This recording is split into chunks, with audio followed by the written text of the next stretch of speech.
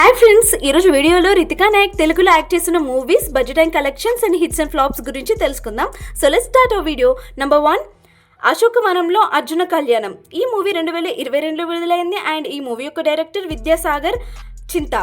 So సుమారు 9 కోట్ల బడ్జెట్తో తెరకెక్కిన ఈ మూవీ వరల్డ్ వైడ్గా 11 కోట్ల గ్రాస్ వసూలు చేసి బాక్స్ ఆఫీస్ వద్ద యావరేజ్ టాక్ని సొంతం చేసుకుంది. నెంబర్ 2, హాయ్ నాన్న.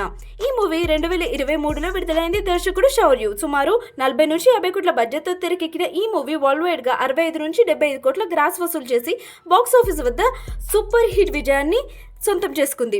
Number 3, Mirai. ఈ మూవీ 2025లో విడుదలైంది. దర్శకుడు కార్తిక్ ఘట్టమనేని. సుమారు 60 కోట్ల బడ్జెట్తో తెరకెక్కిన ఈ సినిమా ప్రపంచవ్యాప్తంగా 141 నుంచి 150 కోట్ల గ్రాస్ వసూలు చేసి బాక్స్ ఆఫీస్ వద్ద బ్లాక్ బస్టర్ విజయాన్ని సొంతం చేసుకుంది.